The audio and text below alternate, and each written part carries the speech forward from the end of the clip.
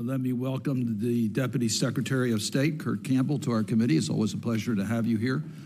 Before I give my comments in regards to the global influence of PRC, I want to comment on the elections in Venezuela. Extremely disappointing, and that's putting it mildly. There's even a bell ringer from the Barbados understandings were not met. We knew that going into the elections. The votes are very clear. The Machado opposition won the popular vote, and yet Maduro is going to hold on to power. At least he's going to try to hold on to power. I think it's absolutely essential that we be very clear that Maduro was not elected as president of Venezuela. I think we have to work with our partners in the region, particularly Brazil and Colombia, to make it clear that this election, Maduro was not the winner. And Mr. Secretary, anything we can do to assist in that regards, please let us know. We're going to be very clear in our comments, and we think the United States has to work with our partners in South America to make it clear that that was not an election where Maduro won.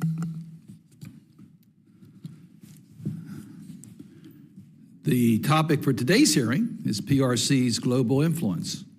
From the construction of a 290-mile railroad in Kenya to the sale of armored vehicles, jets, and anti-ship missiles to Venezuela, to their attempt to broker Saudi-Iran deal, to creating fake commentators whose pro-Beijing writings have been published across Asia, Africa, and Latin America.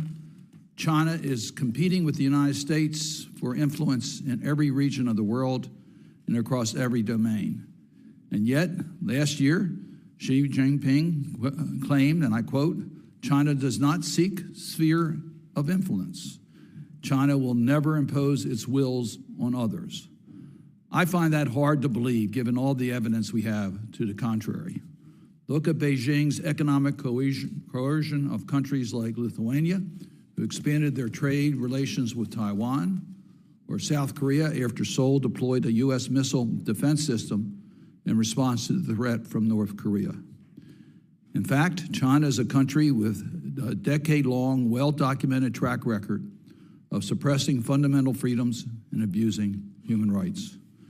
For those of us who value freedom and liberty and human rights and democracy, China is one of the most significant challenges we face on the global stage today. In his speech outlining the Biden administration approach to PRC, Secretary Blinken said, and I quote, "China is the only country with both the intent to reshape the international order and increasingly the economic, diplomatic, military, and technological power to do it." NATO observed just recently that China is an enabler for Putin's war against Ukraine. So, Secretary Campbell, thank you for joining us to discuss this important topic. I support the Biden-Harris administration approach to Beijing's global influence. The administration has shored up our relationships with allies and partners in Europe and Asia. But the competition is on, particularly in the global South. It is not clear to me that we are committing the time, attention, or resources to win the war of ideas. We should be making a compelling case for the kind of world that we seek to foster. Secretary Campbell, you have been clear-eyed about Beijing's agenda when it comes to its pursuit of military basing and security agreements, its economic influence through the predatory terms of its infrastructure projects, the spread of its technologies that enable authoritarians around the world, and their disinformation campaign. In order to address these challenges, the United States should not only be investing in our military, but also our diplomatic and economic development tools. That is why every year, the Biden administration has requested additional resources to outcompete China. The committee has spent a lot of time in this Congress talking about that competition. We've had 4 classified briefings directly related to China or Taiwan. This is the 7th hearing on aspects of our strategic competition. But we have not yet been able to put this rhetoric into action by passing legislation to fund and modernize the U.S. foreign policy toolkit. I am willing to work with any willing partner on the other side of the aisle to make this happen. It's simply that important. We have a lot of bipartisan legislation that have been written by members of this committee and other committees that deal with this. The only way we're going to get to the finish line if we generally work together, listen to each other, being willing to compromise and being willing to get to the finish line to get this agenda done. That's the only way we're going to be able to fund and modernize our U.S. foreign policy toolkit. I'll make it clear as chairman of this committee, I'm willing to sit down with any member to try to find that common path. I'm willing to compromise. I think it's that important we get to the finish line in this Congress. We should be providing an alternative to the infrastructure development that the PRC offers. We should be harnessing multilateral finance and development institutions like the DFC to provide flexibility and agility to be responsive to an increasing contested strategic environment. Now, I'm going to tell you, members of our staff on both sides of the aisle have worked together, and they're very close to having a modernization of the DFC to meet these new challenges. Let's complete the task. Let's get it done. Let's bring it to the committee to a business meeting for a markup. We should be better resourcing our efforts to secure critical mineral supply chains that will help power artificial intelligence and facilitate the clean energy transition. And we should be promoting U.S. values and protect human rights defenders from transnational oppression. We also need to talk about nominations. And I have a map behind me to sort of illustrate this point. There are more than 20 countries where China has an ambassador in place and the United States does not. That means we're not playing on a level playing field. That means we're giving up strategic ability to compete in those countries. The PRC doesn't have to deal with voice and consent of the Senate. We do, but we have to carry out our responsibility. Nonetheless, China's ambassadors are pressing the flesh, cutting deals, getting their narrative out in local media outlets, and the United States is not. We have 25 ambassadors pending in the committee and 4 on the floor waiting for a vote. Most of them have been nominated for missions where strategic competition is most fierce. Most of these are career nominees who are highly qualified experts. This committee works best when we work together. We believe in comedy. We believe in working together because we know that's the only way we're going to get work done on the floor of the United States Senate. But I just urge my colleagues, let us come together for the sense of our strategic competition with the PRC and the fairness to our career ambassadors. Let us have hearings and business meetings to move the career ambassadors that are pending in this committee. Secretary Campbell, these are important issues, and I look forward to your candid views about where we're doing well and where we have to do better. And with that, I turn it over to my friend and our distinguished ranking member, Senator Rich. Thank you, Mr. Chairman. First of all, let me say regarding the elections in Venezuela, I share many of your concerns, and I'm going to have another venue where I will be responding to that further. But certainly, it's a real concern. It's obvious, Secretary Campbell, thank you for being here today. It's obvious to all that China's ambitions are global. It is proactive in every region and reaps strategic benefit from chaos in Europe and the Middle East. China's support for fentanyl trafficking and its spy post in Cuba demonstrate a desire to target the United States and undermine our efforts to prioritize resources to compete with them. That said, the administration wrongfully insisted is winning the competition with China. Not so. Let's start with the Indo-Pacific. The balance of power in the region continues to move in China's favor. The administration's response to China's escalation against the Philippines at Second Thomas Shoal has been limited to verbal assurances, but no concrete action. Talking about a treaty without strong action only encourages China to further test U.S. resolve. On AUKUS, we have not realized the promise, the bright promise of this partnership. It was supposed to be a game changer, but states' exclusion of the exact technologies we need to advance AUKUS has inhibited this partnership from moving aggressively to reality. On Europe, yesterday I published a report that evaluated the administration's policies to strengthen transatlantic unity on China. Across the board, especially on trade and African policy, the administration's record is dismal. China is tightening its linkages with our adversaries, and the administration is doing almost nothing about it. China is providing material support to Russia's war effort. Secretary Blinken often repeats that 70% of machine tools and 90% of microelectronics used in Russian weapons come from China. He's right. But the administration has not acted in proportion to the scale of these sins. Recent actions on some Chinese microelectronics companies are ridiculously inadequate. Aggressively targeting China should be the top priority in U.S. sanctions policy. Mr. Campbell, in your confirmation hearing, you assured me you understood the risks of inviting China into a peace process for Ukraine. You recall that, I'm sure. Since then, the department officials have told this committee that China must be at the table because its presence will somehow create daylight between it and Russia. I find this preposterous. So today, I'm going to ask you, what is our policy? Do you and the administration really believe China should have a say in European security affairs? On Iran, because the administration has failed to curb Chinese purchases of Iranian oil, Congress had to pass new legislation to sanction China. We expect the administration to pursue sanctions in compliance with the law. To date, we don't see much enthusiasm. Despite all these issues, the president welcomed Xi to the United States in November. The Biden-Harris administration agreed, without getting any reciprocal commitments to facilitate Chinese engagement on climate with state and local actors in the United States, even though China clearly uses this subnational diplomacy for malign purposes.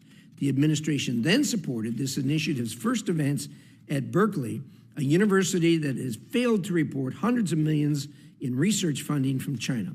Last year, I predicted China would agree to new dialogues to placate us, only to use these initiatives against us later.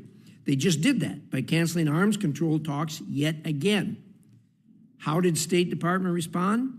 By publishing our U.S. nuclear stockpile totals, so she knows that we are reducing our capabilities while China grows. And of course, reciprocity did not follow. The only thing it did was save China the expense of going through the usual spy proceedings to get the size of our U.S. nuclear stockpile. Ridiculous. This is not competing. This is pandering. We cannot keep making these mistakes. China must be an American issue, not a Republican or Democrat issue. Congress has tried for more than a year to negotiate a bipartisan China bill, but efforts have failed because the administration and some up here love to talk about tougher policies to limit China's aggressive behavior, but only talk and won't act to actually take tough action. They don't want to limit PRC's money in our universities. They don't want to reform foreign lobbying laws. They don't want to stop nuclear dialogues to give China clear insight into our nuclear programs, and they support international energy policies that actually undermine our partners' economic reality and needs. It's time for our government to wake up to the real challenges China presents and start taking concrete action. The days of admiring the problem from afar must be over. Congress needs to update the Foreign Agents Registration Act, reduce foreign influence in universities and think tanks, punish China for abuse of U.S. diplomats, advance real economic agendas with our partners, oppose China's growing clout at the IMF, and much, much more. It's past time we take a tougher line to stop Chinese malign influence. Thank you, Mr. Chairman. Thank you, Senator Risch. I noticed that we had a lot of interest for visitors to be in the committee room today, and we welcome that. This is an extremely important subject. We just caution that we cannot tolerate any disruption of the hearing itself. You're more than welcome to be here and listen to the debate, but we ask that you respect the process of this committee. And with that, let me introduce our witness for today. And I have the honor of introducing Kurt Campbell. He is a well-known figure inside the Beltway when it comes to U.S. foreign policy, particularly in the Indo-Pacific, who is now serving as the Deputy Secretary of the Department of State. Deputy Secretary Campbell has served our country in a number of roles, including as an Assistant Secretary for State for East Asia and Pacific Affairs from 2009 to 2013, and more recently as Deputy Assistant to the President and Coordinator for Indo-Pacific Affairs at the National Security Council. He played a lead role in conceptualizing the critical trilateral partnership between U.S., Australia, and the U.K., and his work to strengthen the Quad and deepen trilateral cooperation between the United States, Japan, and South Korea. Your full statement, Secretary Campbell, will be made part of the record. You may proceed as you wish.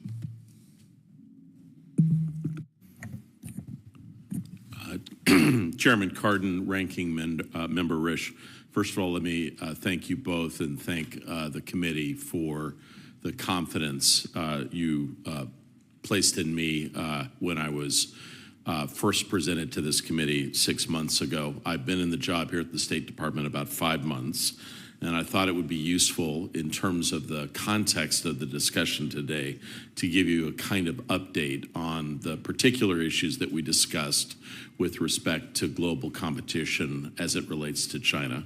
Let me just also say that I do appreciate that the work of this committee has been largely bipartisan when it comes to China and the challenge it presents.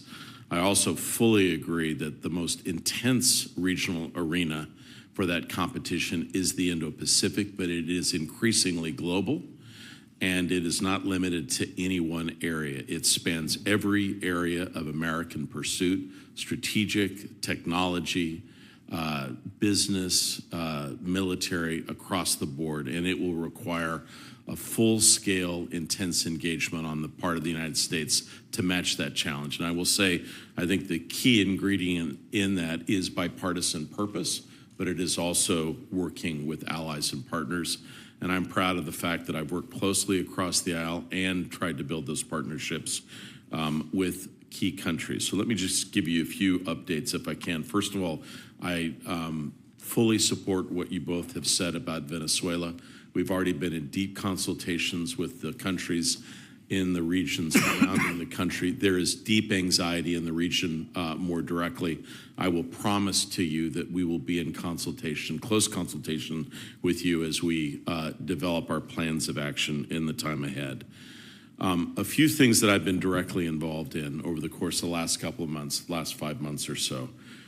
Deep engagement with European partners. I share deeply the concern that China's support to Russia's defense industrial base, has not only changed the context of the conflict in Ukraine, but it will be a long-term security challenge to the Indo-Pacific. I actually share very much what Senator Risch said here. I would simply say that I think the steps that we have taken with respect to financial institutions, I would offer, I think those steps are more significant than is widely understood. But the most important thing we need to do is to get partners in Europe behind this effort. And I will note, and you mentioned this, Senator Cardin, if you look at the statement of NATO, this was the most far-reaching statement of concerns of European partners about what China is doing in Europe. And I will tell you that the work that we have done, you have done, others, I think the battle for hearts and minds in Europe and the concerns that are rising about China's deeply provocative steps to support Russia's war machine are bearing fruit. I also want to underscore, this is a recommendation from Senator Coons. I've now been to Africa twice, 2 extended trips. This is the place where we need to step up our game substantially, and this means across the board. I was able to see firsthand the work of our development agencies, the DFC, the Millennium Challenge, USAID, very impressed by what they are doing on the ground, but we need to do more. And we have to contest Chinese actions, not only in terms of their forward-facing strategy, but their desire to go after Africa's rare earths that will be critical for our industrial and technological capabilities. Also, I promised this committee that I would do what I can to step up our diplomatic and our overall game in the Pacific. I have good news there. I think by the end of this term, we will have advanced substantially the number of diplomatic outposts and our aid and assistance across the Pacific. I can go into that in greater detail. I will also just indicate that for me, the greatest vehicle for building the partnerships that are going to be necessary is to advance partnerships around technology, which increasingly is what countries both in the global south and elsewhere are facing. And then lastly, I would just simply say I've tried to double down on our work in the Indo-Pacific. You will have just seen historic developments in Japan, stepping up our bilateral relationship. We've done a number of things in our unofficial relationship with Taiwan, which I'm happy to discuss. And I would also say, I share with Senator Rich, I do believe AUKUS is game-changing. And the number of steps that have taken gives me confidence that this will be the most important strategic military engagement between the United States and Australia, and brings Britain into the context of what we're engaging with in the Indo-Pacific. I would simply say to you guys that are looking for a scorecard, I can't tell you exactly how to evaluate everything, but I can tell you that this will be never ending. We will have to invest substantial resources, build internal capacities in our government and with our institutions to contest everywhere. I do believe the most important ingredient in what the Biden administration has done has been working with allies and partners in ways that I think are deeply consequential. AUKUS, the Quad, trilaterals, a number of other things, building bridges between the Indo-Pacific and Europe. I stand by those efforts. I hope they will continue. I've deeply appreciated the support of this committee. Thank you, Senator. I'm sorry to go on a little longer. Thank you very much, Secretary Campbell. We'll now have 5-minute rounds. Let me start, if I might. What really differentiates the United States from China, PRC, is the way that we conduct our foreign policy wrapped in our values. They conduct foreign policy based upon transactional objectives.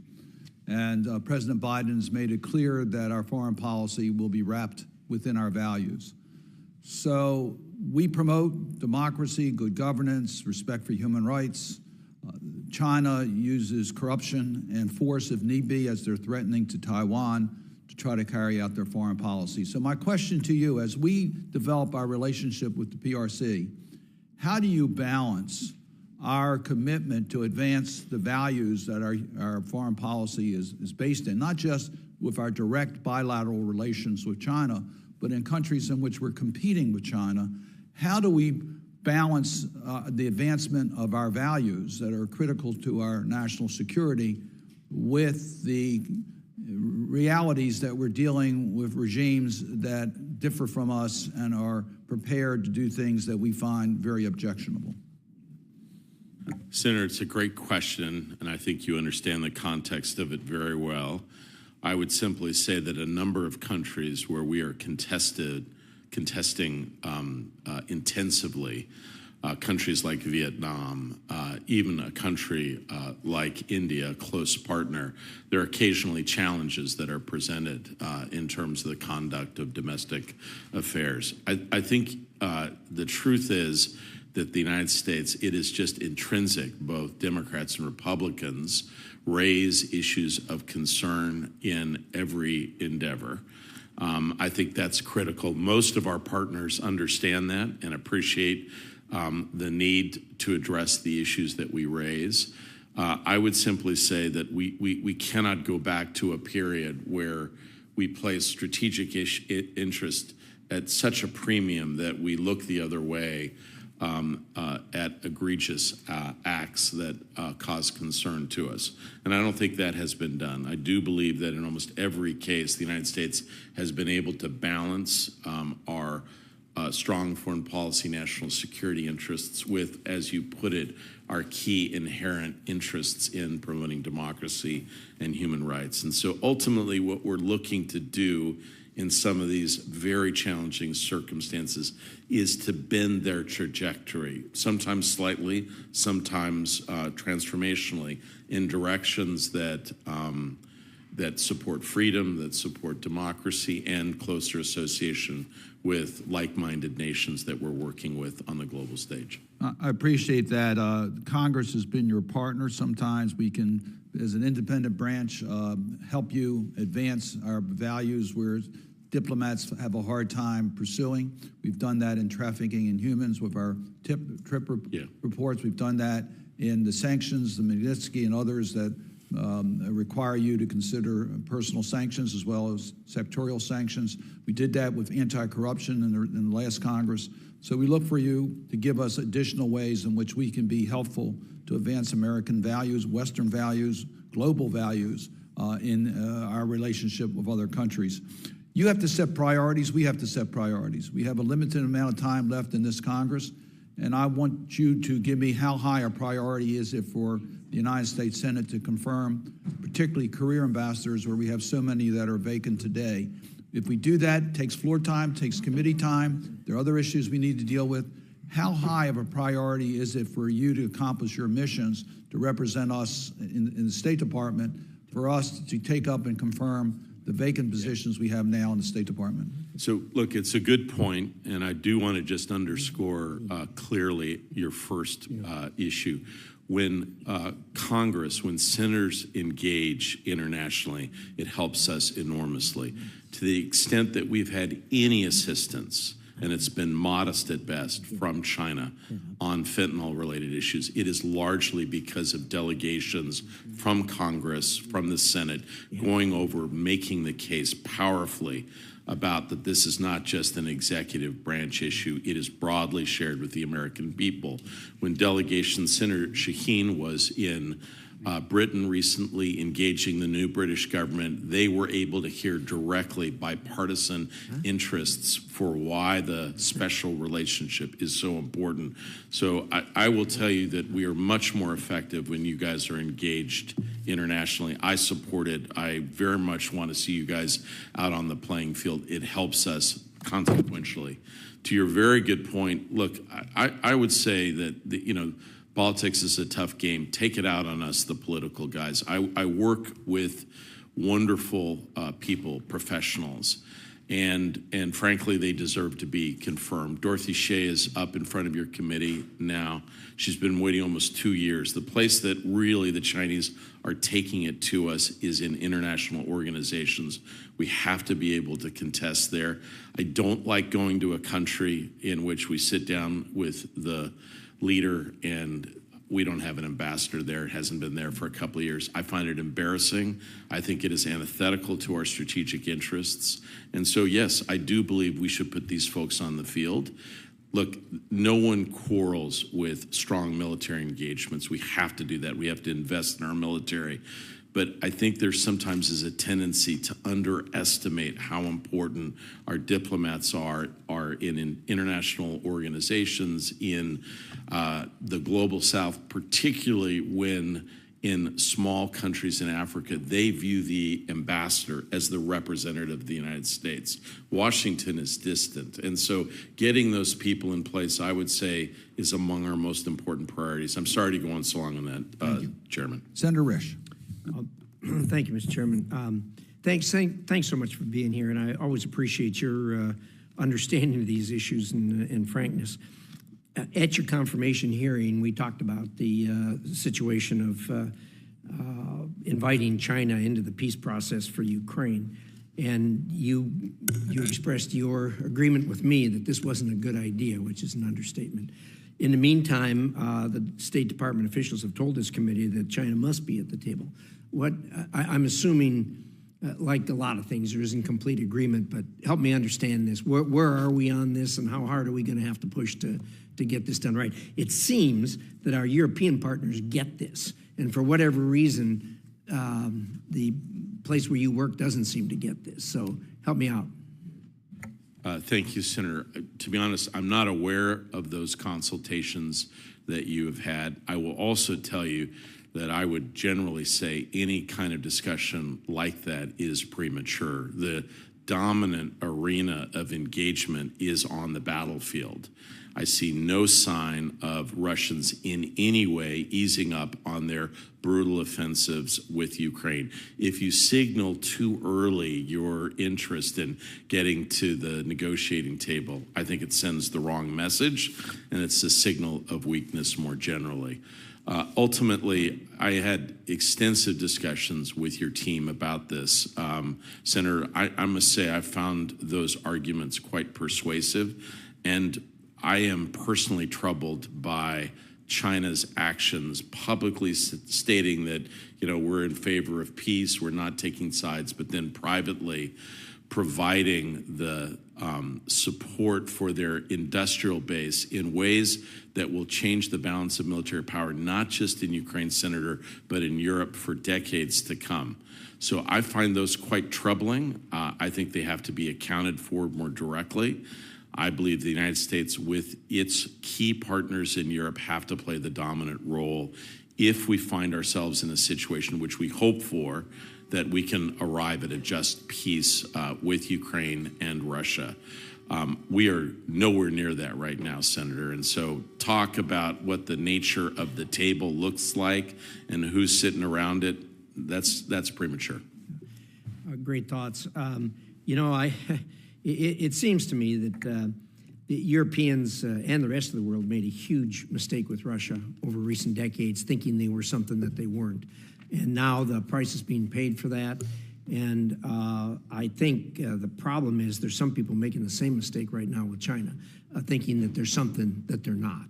And your observation that that mistake could carry consequences that goes into generations, I agree with 100%.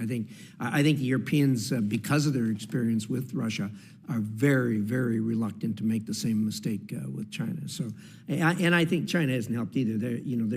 Europe's experience with the Lithuanians with China has really, really woken up the Europeans as to what they're dealing with as far as China is concerned.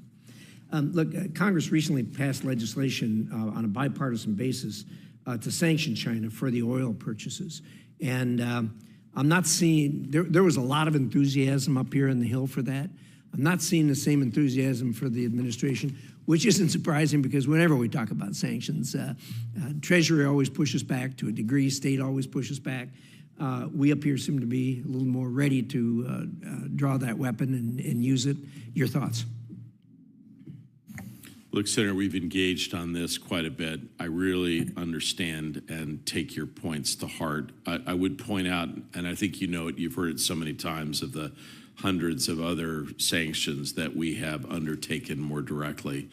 I do think, and I will just state clearly, that Iran is an implacable foe of the United States.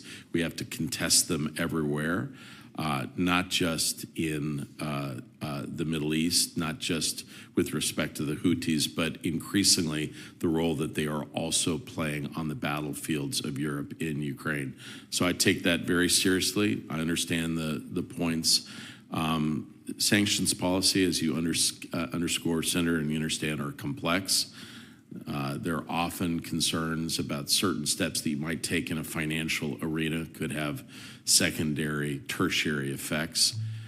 I don't mean that as an excuse, but these are complex matters. I do think we have taken consequential steps, but I need to take back to the building a specific set of recommendations that you carry. I do also want to just point to something that you raised at the outset. Europe has had two major challenges. One is the Russia energy and national security challenge. Many of these countries had hoped for a deeper economic and commercial relationship with China.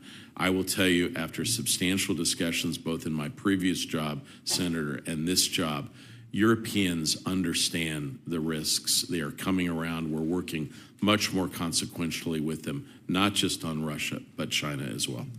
My time's up. Thank you. Thank you, Mr. Chairman. Senator Coons. Thank you, Mr. Chairman. Thank you so much for your leadership on shaping our policies with regards to China and the rest of the world. And thank you for investing your time in going to the African continent and seeing this critical sphere of competition, of potential conflict between the United States and China.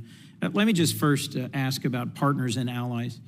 I think President Biden's leadership in responding to Russia's aggression in Ukraine, pulling together, strengthening, and expanding NATO, mobilizing 50 countries, including in the Indo-Pacific, to support Ukraine has been critical. How relevant is it to our global competition with China that we continue to support Ukraine, that we send a strong and consistent and bipartisan message that when we say we're with Ukraine, we mean it? Thanks, Senator, and I want to thank you for your leadership on this. I will just simply say that before the state visit of Prime Minister Kishida, he had an opportunity to appear before Congress and give a major address. It surprised people that the number one issue that he raised and asked the American people in Congress to do was to stand by Ukraine, to continue the job. And it does suggest, we think of Europe and the Indo-Pacific as separate theaters. We should not. They are strategically aligned. Everyone in the Indo-Pacific is watching how Ukraine turns out. The United States standing firmly with allies and partners, being unequivocal in our support for Ukraine, gives courage and a sense of determination to our allies and partners. In my recent visit to Taiwan following their election, to the Shangri-La conference in Singapore, I got exactly the same sense. Yeah. Yes, standing firm with the Philippines and the Second Thomas Shoal is critical for the region. But if we step back 1 inch from supporting Ukraine, that sends an even stronger message, and something that there is some real risk that in our elections this fall, the message will go out that we have national leaders who don't support Ukraine. Could I say just one other thing, Senator? I also wanted to personally thank you for the encouragement to engage directly on Africa. So I've been in the job 5 months. I've been to Africa twice.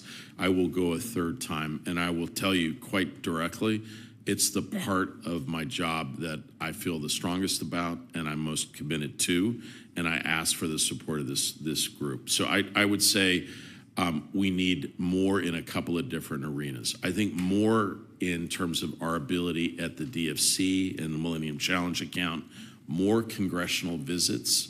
You'd be amazed at how much some of these small countries appreciate.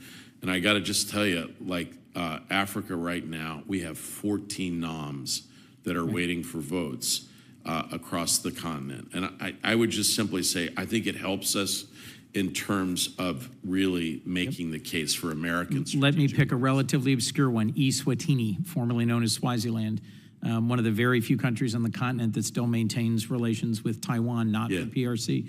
We don't have an ambassador. We haven't had an ambassador. There have been major challenges in terms of human rights and other issues. Without an ambassador, we're just absent. This is true across a dozen other, 14 to be specific, major countries across the continent. Russia's there, China's there. The scope of China's trade with Africa has increased tenfold in the time I've been here, while ours has barely grown. Their trade with Africa, $240 billion last year, ours now just $48 billion. How important is the timely reauthorization of AGOA for us to use the tools of trade in Africa? I think it's critical. And, you know, there's a lot of gamesmanship about whether to wait, and I would get it done. I think it's one of the few tools we have. I'd get it done. Before I run out of time, if I could, we just moved out of the Appropriations Committee with a very strong bipartisan vote this year's State and Foreign Operations. It includes an investment in a countering PRC influence fund, $425 million. It includes significant aid for Ukraine for the coming year, not what they need, but hundreds of millions of dollars. It importantly includes a new fund that allows Treasury to leverage the multilateral development banks that will unlock more than $4 billion in more transparent, more effective, higher standard investing in infrastructure so that we can directly compete with China's Belt and Road Initiative on the continent and around the world. It invests in our workforce at the UN and all the different UN entities where the Chinese have grown and grown and grown their influence, and it invests in combating corruption. When we say we need to have and we must have a foreign policy that reflects our values, whether it's in the Caribbean, the Global South, Africa, it's important for us to stand up for democracy and human rights, but it's also important for us to combat corruption, because one of the biggest features of China's foreign policy is buying and extending their influence through corruption. The average person in the Global South sees the resources of their country being stolen to benefit their national leaders. The fight for critical minerals and the fight for supply chains is essential, and this is one other area we can't neglect. I'm just going to say one thing, if I can, quickly, that I agree with everything that you've said. I will say I was in Senegal about 2 weeks ago. I was very proudly able to go to a project site which was just being launched, backed by the DFC. And just for folks that don't understand why that is important, most of African financing are projects from China Chinese bring their own laborers in. They do not allow for very much training. They're secretive. There's a lot of corruption. This particular project, all Senegalese-based workers, capacity building, everything. This was our partnership with them. And I will tell you, being able to see the commitment of, this is French Africa. It's, we struggle there sometimes to build influence, but it was substantial commitment. And so I just want to fully support the ability to leverage financing the DFC and also do, debt back finance, incredibly important. I think this is a very good use of capital and engagement. Thank you. Thank you, Mr. Chairman. Let me just observe, I thank Senator Coons and Senator Graham for your work on the appropriations issues. I just make an observation, the caps that you've been given are unrealistically low, particularly USAID numbers. There are cuts this year, and that's unfortunate. It's just not a large enough pie, but I thank you for the work that you've done. Senator Young. Thank you, Chairman. I want to pull a bit on that thread about the importance of having ambassadors in place. It's unbecoming of a great power. It is indeed embarrassing to our professionals like Secretary Campbell and to members of Congress alike, and it's injurious to our foreign policy. So if we can't somehow persuade colleagues to operate within the existing rules, maybe we need to change the rules. It's something that's been discussed for a long period of time. I know a number of my colleagues on the committee agree, but I just encourage them and others who are listening to let's give this another run as we approach year's end and see if we can improve this situation moving forward.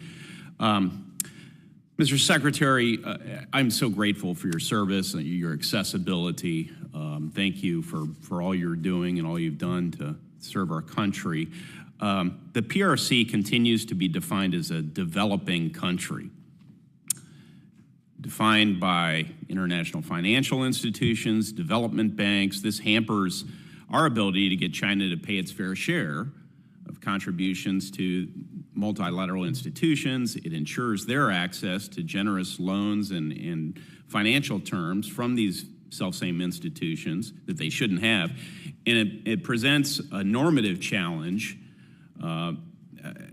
They refuse to demonstrate the leadership that a global power would. So they want all the benefits of being a global power, but they don't want to put forward the same sort of work and resources that we would expect of a global power. So what do we do about this? How are we trying to deal with the hypocrisy of they're not really a developing country, but they claim that status? And are there steps that we can take to here in Congress or within the administration that have not yet been exploited to strip them of this developing nation status? So first of all, before I answer that question, I do want to thank you and commend you, Senator Young. I would say the most important thing that we've been able to do is to understand that the high ground, the strategic high ground that is necessary for us to continue to command is in technology. And I don't think we would be able to do this. You taught me a lot. I've tried to extend that, not only what we're doing domestically, but internationally with partners. It is a hugely consequential area that we need to do more on, and I just thank you for your leadership on this. You said it perfectly. I would say this: you can't have it both ways. You can't demand to be a great power and then in certain circumstances say, oh, I'm just a developing country. We have sought to reform certain issues in the multilateral development banks and the international financial institutions. We need more help along the road. My biggest concern, Senator, is not that China's not providing resources globally. They do, but they're outside of these institutions, actually. They're doing it in bilateral contexts where they can extract a quid pro quo. They're doing it outside of the appropriate mechanisms that allow for a degree of transparency, which we think are essential. And so I think just simply making the case more in international financial institutions about the challenges this presents. That's the World Bank, that's the EBRD, that's the Asian Development Bank. This is an essential fight that we need to, frankly, raise the awareness on more substantially. Well, we have a role to play there, as do, of course, all our diplomats. So we'll continue to focus on this important area. With respect to technology, most especially our movement towards green energy, we need critical minerals. I'm glad it's something you brought up in your opening comments. If we can't get them through our deep sea beds by ratifying the laws, the Sea Treaty, which looks to be a challenge based on current circumstances, then we should look to Africa, which is where the preponderance of these minerals are. How can we help foster the public-private partnerships, bringing American capital and expertise and standards to Africa so that we can keep exploiting, so that we can exploring where we can get these minerals? So if you look at like a balance sheet of the top 40 trace elements and minerals that are necessary for batteries or for semiconductors, the vast lion's share of those supplies are now controlled by China. And we start behind the 8 ball. We've got to, we were late understanding that while we were playing a globalized game, the Chinese were basically cornering markets. Now we've responded with a number of arrangements with specific countries. We have a critical minerals agreement with Japan, with Australia. We've worked with other countries in Africa. The Lubita Corridor will help us in this context. I would simply say this is an area, these mines are often dirty. The processing is challenging. It's going to take resourcing. We have to do this with allies and partners more. And frankly, we've got to scour the globe. And it won't be just Africa, Senator. It's Mongolia. Yes. It's countries in Southeast Asia.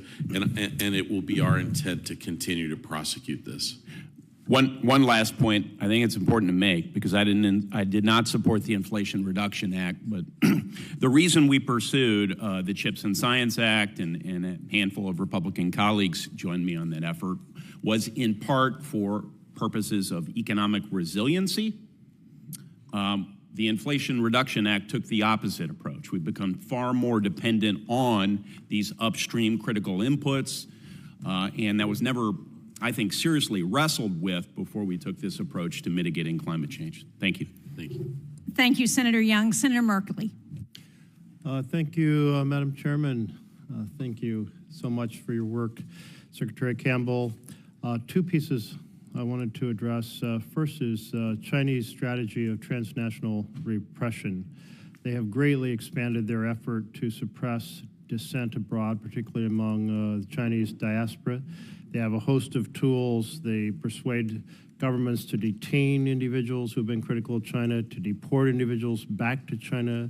They spy on those dissidents. They threaten them. They blackmail them by saying that their family members will be affected back in China, and they will execute on that threat as well. What is the State Department doing to help nations resist the pressure to detain or deport dissidents, and very importantly, to protect freedom of speech and freedom of assembly here in the United States when China is threatening Chinese diaspora? Senator Markley, extremely well worded and concise and exact challenge that we're facing. I would say that the most important first step that we've sought to do is actually help countries understand the nature of the problem that they're facing. So you would be surprised at how many countries, until they examine sort of the circumstances inside their own borders, were unaware of some of these challenges. Frankly, even the United States, it's taken time to fully understand what has taken place among diaspora communities, Chinese language speaking. So I think we've worked with a number of countries to help understand the nature of this transnational challenge. We've helped countries strengthen a variety of law enforcement and other steps to assist them in contesting these actions. We have been very principled and direct in our diplomacy with China. I would simply say that this is a challenge that is not just a few countries. We've seen it in Canada, we've seen it in Australia, the United States, New Zealand, Australia, other parts of Europe. Frankly, the ability to compare notes and to compare strategies about how to identify and contest it has been very important.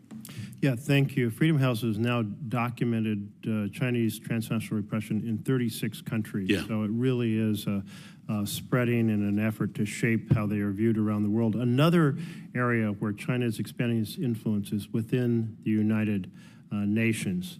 They have proceeded to increase their contributions. They have increased their support for peace teams from the United Nations, peacekeepers. They have gotten more Chinese nationals into leadership positions, and they are trying to change the dialogue around human rights.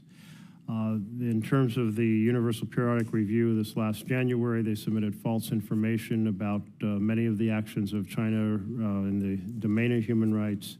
They blocked independent civil society representatives from providing information. They have suppressed the mention of political, civil, religious rights in UN resolutions and debates. And they are trying to convey the philosophy that human rights are country-specific, that is, that there is no universal human right, and basically whatever a country decides, well, that's what human rights are. We have been really a voice in the world to identify, promote the vision of fundamental human rights, but this is a contest for ideas, and Chinese influence in the UN is part of that. What's our strategy? Yeah. Look, you've identified it exactly, and the truth is this is part of a coherent strategy of China redefining what democracy means, what human rights means, and they've done that substantially in international organizations, particularly in places like the United Nations. Their ultimate goal, I think, Senator, is to step up their game substantially in the global south. That's where they're playing for advantage. I would simply say that would be the arena. If you ask me, where do we need to do much more? I'm actually quite proud and satisfied. The work will never be done, but what we've done in Europe and dominant partners in the Indo-Pacific, I think the partnership with India is robust. It's critical. It's I think probably our most or one of our most important partnerships for the 21st century. Where we really need to step up our game is the global south, and that means on the field in these various countries with robust programming, USAID, DFC, our diplomats, but it also means, Senator, really understanding the nature of the challenge in organizations like the United Nations, in which the action increasingly is not just at the Security Council, but the General Assembly. And that's where China's manifesting a strategy exactly as you lay down. And we need to understand how important that arena is for us going forward. Thank you very much, Ambassador. Thank you, Senator Merkley. Senator Rubio. Thank you. Thank you for being here. On this issue of China, one of the things that makes it such a unique competitor and an adversary in many ways is, unlike the Soviet Union, they are not just a military and diplomatic adversary. They are a technological, industrial, commercial adversary as well. And it's the one I want to focus on because I do think it challenges us in our foreign policy apparatus to combine commerce and trade and technological matters with geopolitics, which are clearly important. They've always been important. The technological and industrial high ground has always been a precursor of global power. So if you look at what China's achieved in the last 10 years ago, maybe even less, they led in none of the cutting edge fields. Yeah. Today, they dominate the world's electric vehicle markets. And primarily, this is a challenge because they're dumping these cars now or threatening to dump these cars and eviscerate automakers beyond just electric cars outside of China. They are dominant in energy fields, particularly I think the 80% of the global supply chain for solar. They are technologically a leader in nuclear power in ways that have surpassed our own. And unfortunately, despite the electric cars and nuclear power leadership, they're also the world's largest polluter. So just think about that. But the two I really want to focus on is that I think really go to the heart of power. Number one is by far, they're the world's leading shipbuilder.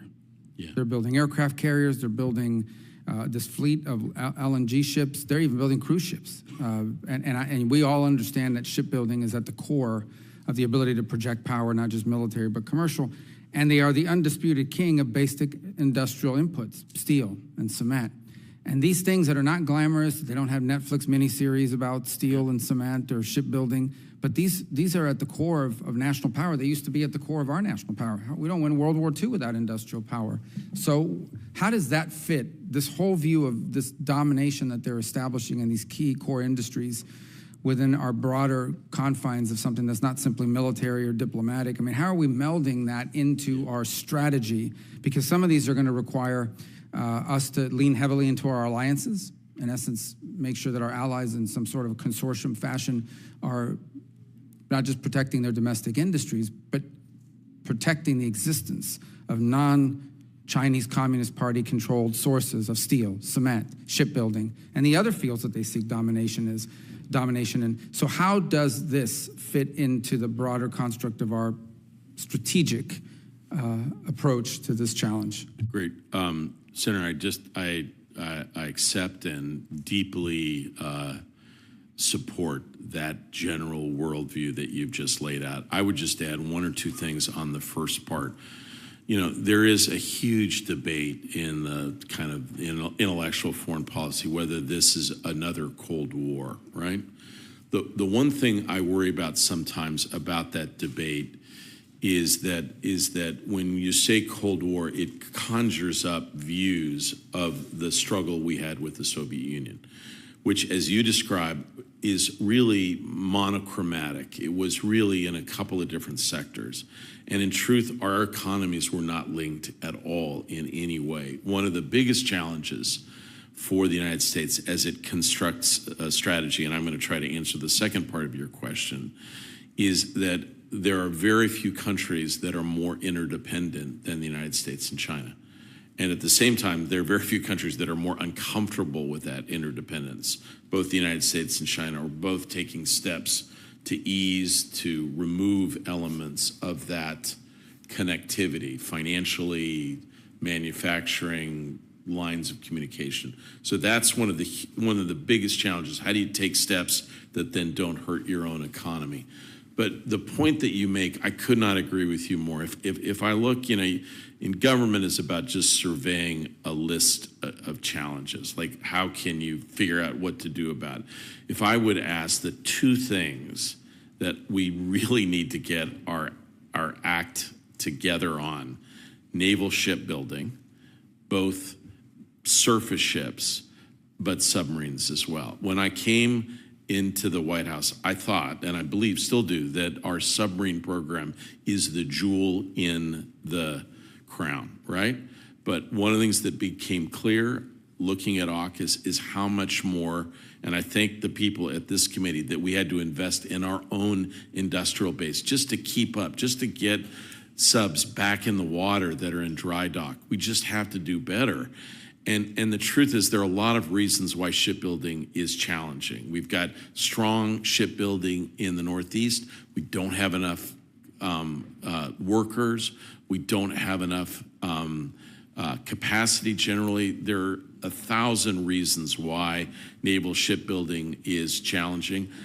I would like us to think there might be ways that we could work with allies and partners here, but it's extremely difficult. A lot of domestic legislation, but I will tell you, when I look at the balance sheet, you went through several things, Senator, but the one thing you did not mention, but you think about it often, I know I've heard you speak about this, look at the difference in shipbuilding between the United States and China. deeply concerning. We have to do better in this arena, or we will not be the great naval power that we need to be for the 21st century. I'll say one last thing. The 20-year engagement in the Middle East was largely about ground forces, about Army, about special forces. We made all the appropriate investments. We modernized, we innovated. Now is the Navy and the Air Force's time. They have to step up. They have to invest more. They have to be more innovative. They have to be more intrepid. And they've got to understand that the Indo-Pacific arena requires the most capable naval and advanced long-range air capabilities that the United States has ever needed before. And that's where we have to put our focus. Sorry, I didn't mean to go on so long. Senator Schatz. Thank you, Chairman. Thank you for being here. I appreciate it. I want to talk to you about surveillance and the Internet of Things. As you know, the PRC is exporting facial recognition AI technology, enabling repression from Ecuador to Kenya to Pakistan. This has huge implications. And I think this is one of the spaces where they are quietly building partnerships for surveillance and controlling the domestic political situation. And it's not obvious to me what the tools are in our toolkit to provide an alternative. It's not like we're going to say, hey, use our company for AI and surveillance and repression. But this is an area of expansion, both economic and political for the PRC. And I'm wondering how you see it and what we should be doing about it. So for a while, Senator Schatz, first of all, thank you. I appreciate the question. There was a big debate. Does China have a model of, development or a model of governance that they are promoting that's comparable to their own? And lots of debates about that for years. But now it becomes clear that there are certain ingredients to authoritarian leadership that they are promoting in a variety of the countries. You mentioned several, but I'd add others, the Solomons, frankly, elements in Afghanistan. And as part of that is that they often support a vulnerable elite who is in power. They provide assistance to that leading group and the people around it. They provide Praetorian support that allow them through police and others to be protected from domestic threats, and they provide technological capacities for. So the bad news is that's a pretty good value proposition. So what do we do about it? And I'll get it. The value proposition is that we have to be purposeful about recognizing how challenging it is to make the argument about why democratic institutions, elections, free and fair elections, and support to governments that emerge through that process. A lot of times, I'll give you a classic example. We have a new leader in Senegal, right? Extremely hopeful. But he's raised expectations, and now we're going to have to see whether we can help meet them as he goes against both forces in his own countries and others that would seek to advance this authoritarian model. And so, look, I can't tell you, Senator, that there's a perfect answer to every situation, but I will tell you I've been to many of these countries, and that model is often domestically extremely unpopular. And if we are able to work with key groups in various countries, we can put up an effective challenge. I think it's two things. First of all, you're right, it's unpopular. And second of all, a lot of times it's a trap. And it takes some amount of time for the leader to figure out that it's a trap, that they are going to be under the thumb of a country overseas. And then they come back to us and are a little bit more willing to dialogue. Can I just, two things on that? That is exactly right. And I'll give you an example.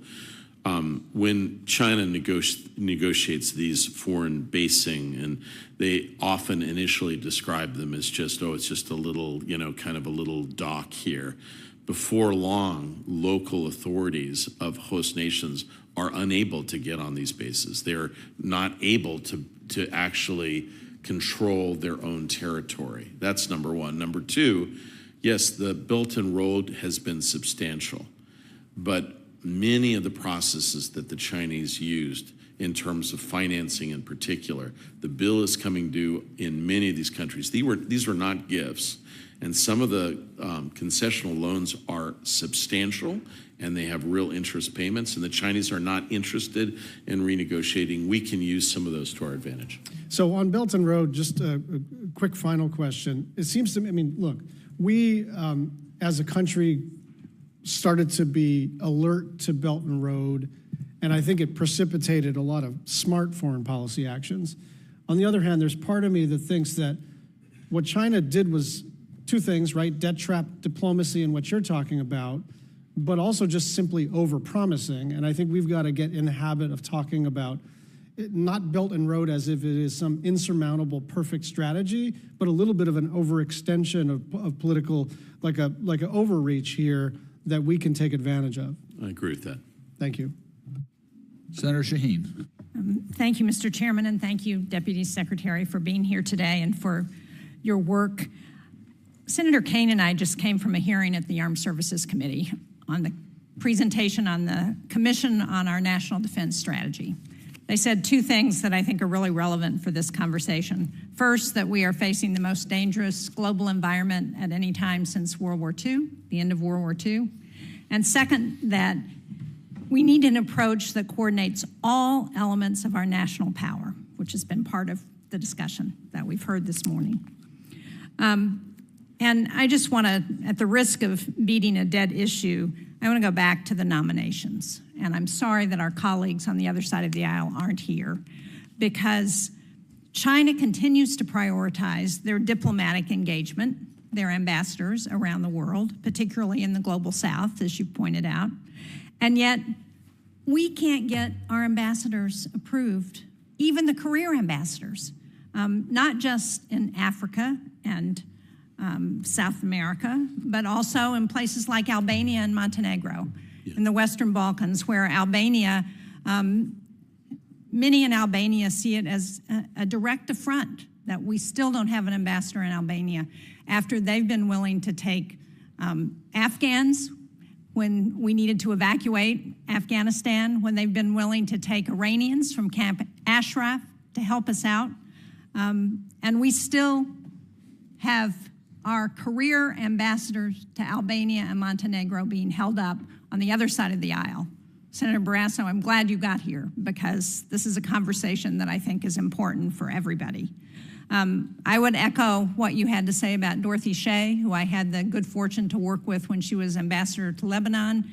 She is the reason I believe we were able to get out a New Hampshire citizen who was being held, detained by the Lebanese government for months, who got cancer while he was in the detention.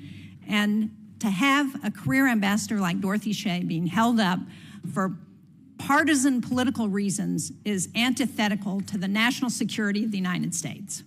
Yeah. So is this not a concession to the PRC that we should never be making?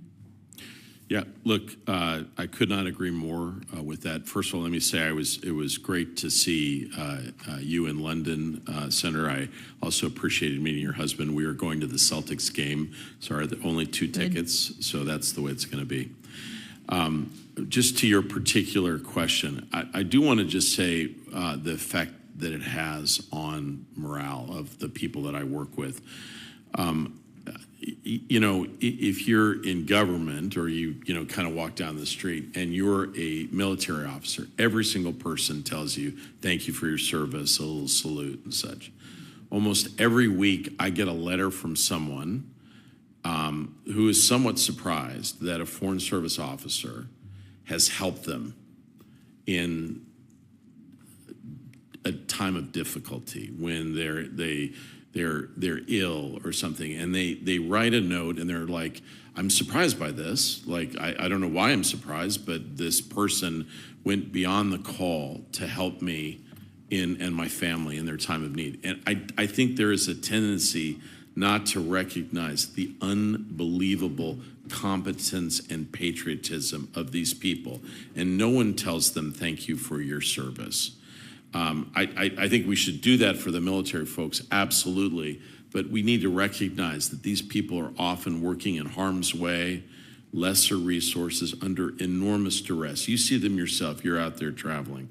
I think, as I tried to say, I think there are often real issues. Take it out on the political people. Take it out on me. Our career people deserve to be able to serve. When I meet with them, and it's been 2 years as they're waiting, I don't have a good answer for that.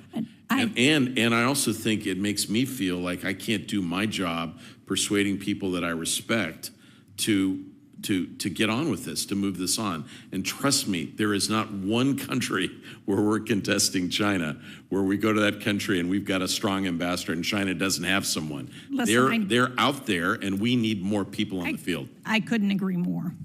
I do have a question about China, just with the little bit of time I have left, and that is, as we're looking at the potential for an expansion of a broader war in the Middle East, with Israel targeting southern Lebanon because of the horrible acts of Hezbollah.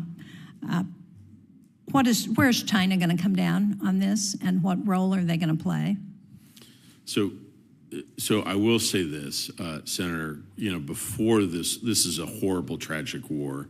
There were a lot of concerns about how China's influence had grown. Yes, they played a role between Saudi Arabia and Iran.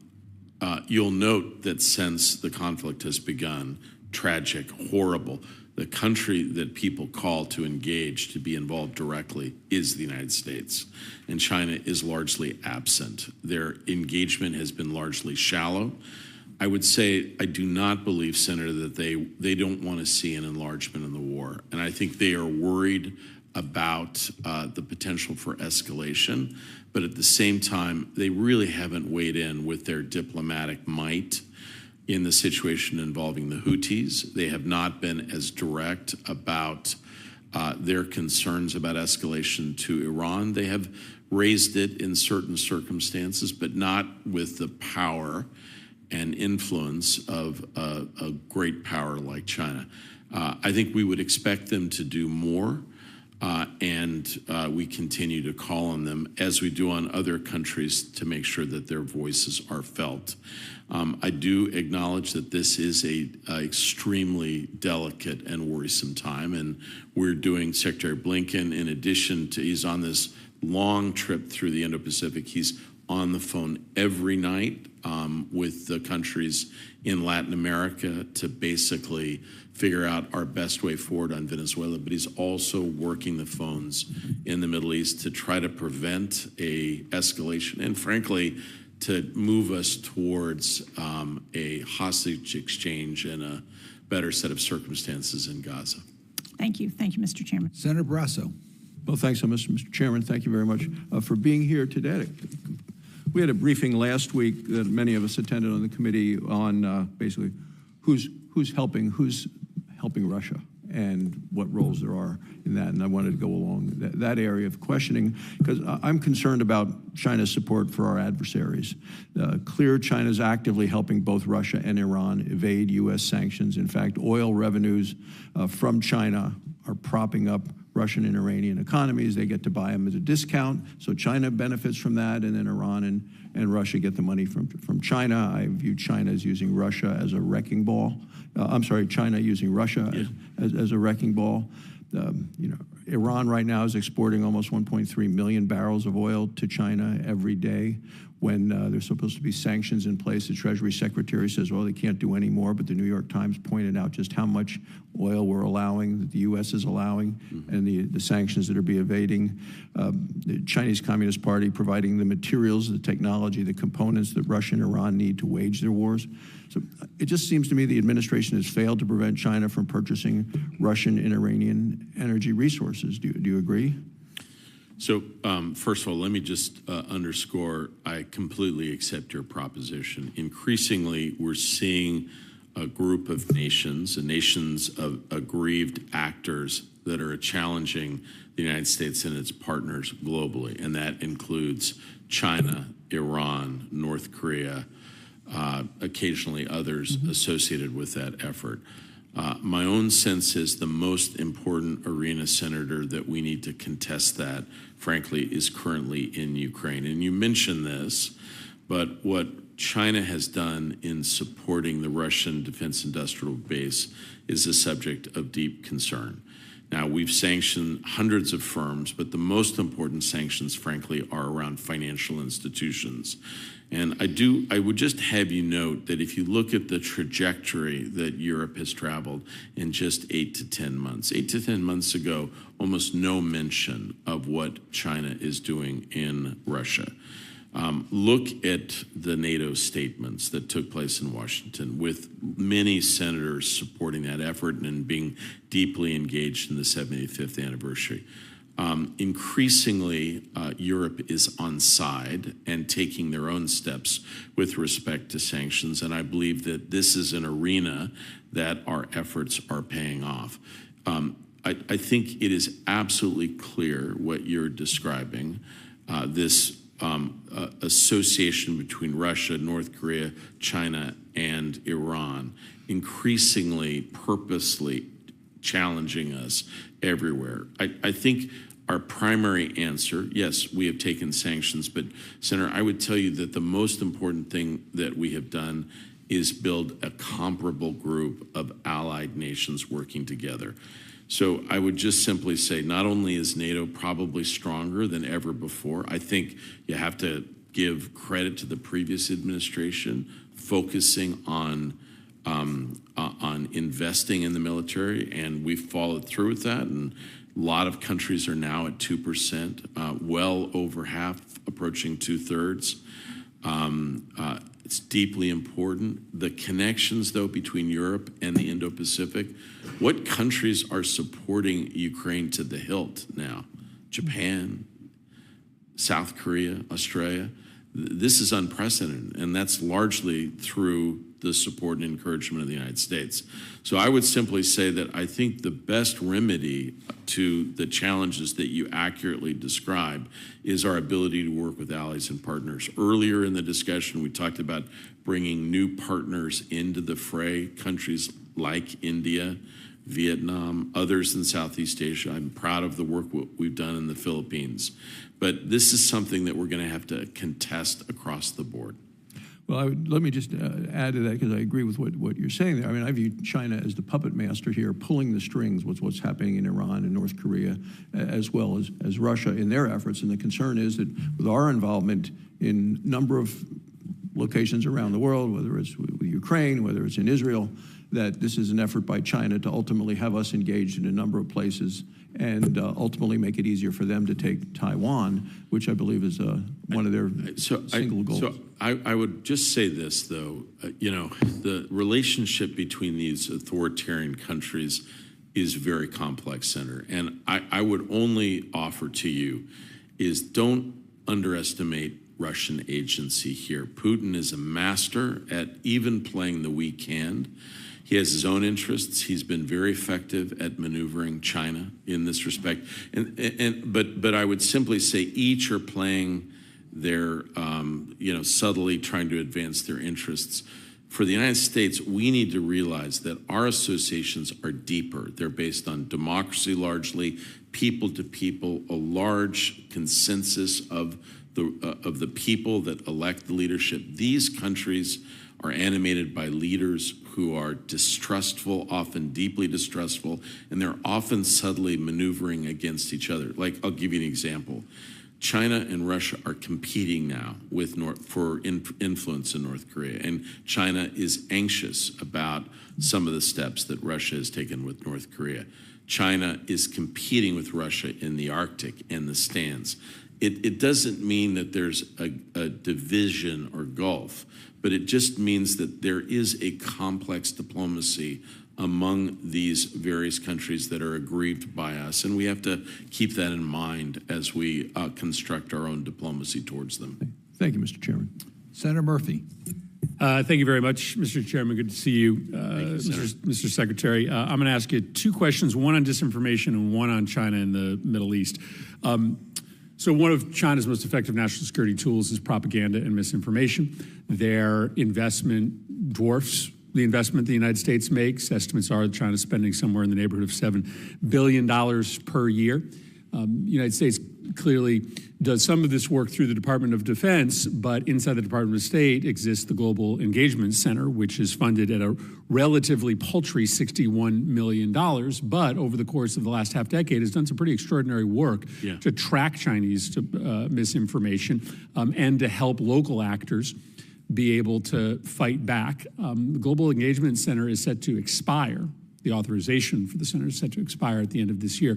What would be the impact if we lost the capacity to help coordinate with allies, help to fund efforts in and around the Chinese theater to combat Chinese misinformation, if we lost the authorization for the Global Engagement Center?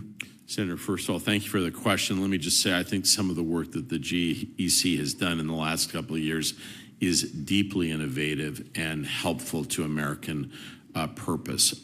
And I commend the work under Jamie Rubin, the leader of the organization, others who work underneath him. I will simply say this.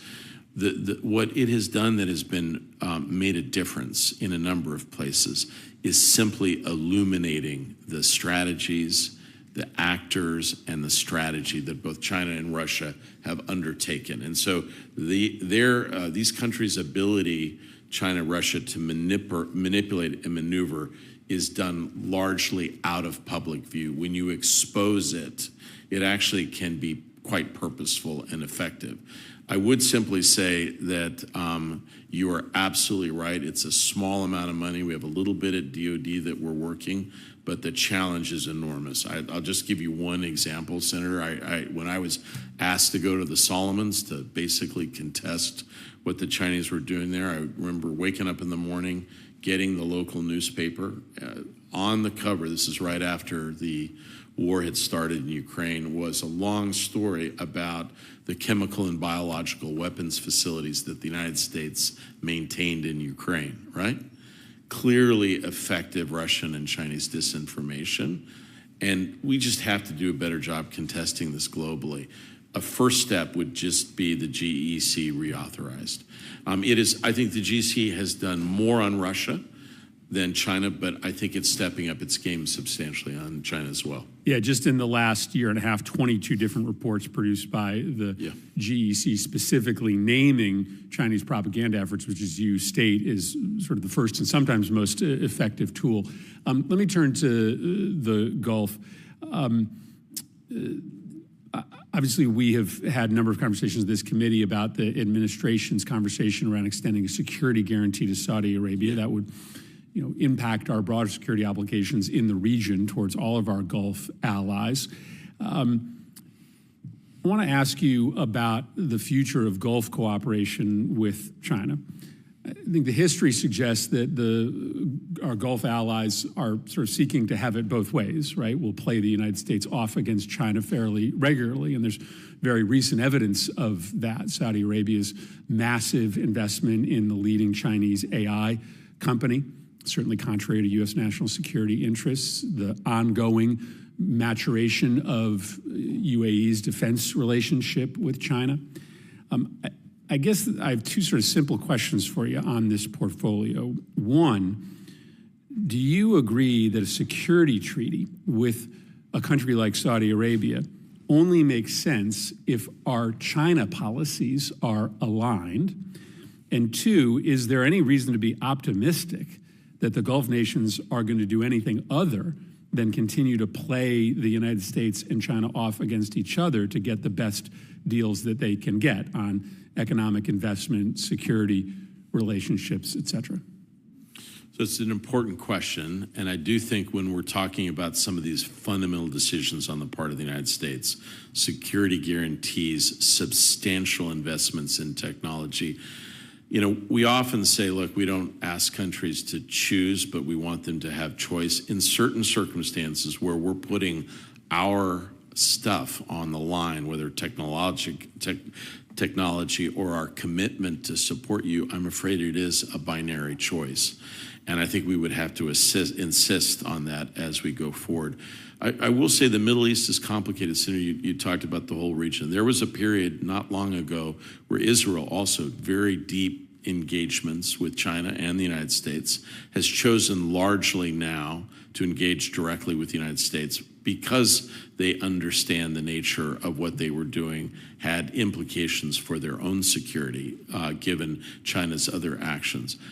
I wouldn't want to go through a taxonomy of each country in the Gulf, but my guess is that we'll have more luck with some than others.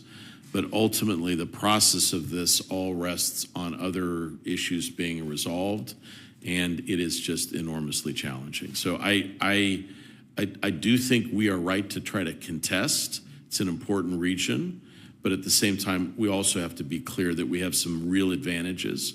Our technology, our security guarantee must not be given lightly, and we must demand many things in response.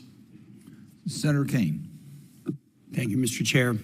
Secretary Campbell, good to have you. A comment and two questions. So the comment is in a response to an earlier question, you talked about the real importance of focusing on the global south, and of course we should. Africa and the Americas. 32 of the 35 youngest countries in the world are in Africa, and the population growth there, as well as a whole lot of other factors, make it a really important area of strategic focus. And in the Americas, the challenges we have at the border, the challenges with fentanyl, just everyday Americans' concerns about the globe often are issues related to the Americas and political instability there. And yet, we say that a lot, but we're just not doing it. The Article 1 branch, we have to own the absence of confirmed ambassadors, more than 20 openings in the Americas and in Africa. But the Article 2 branch, I just came from the hearing about the 2022 National Defense Strategy.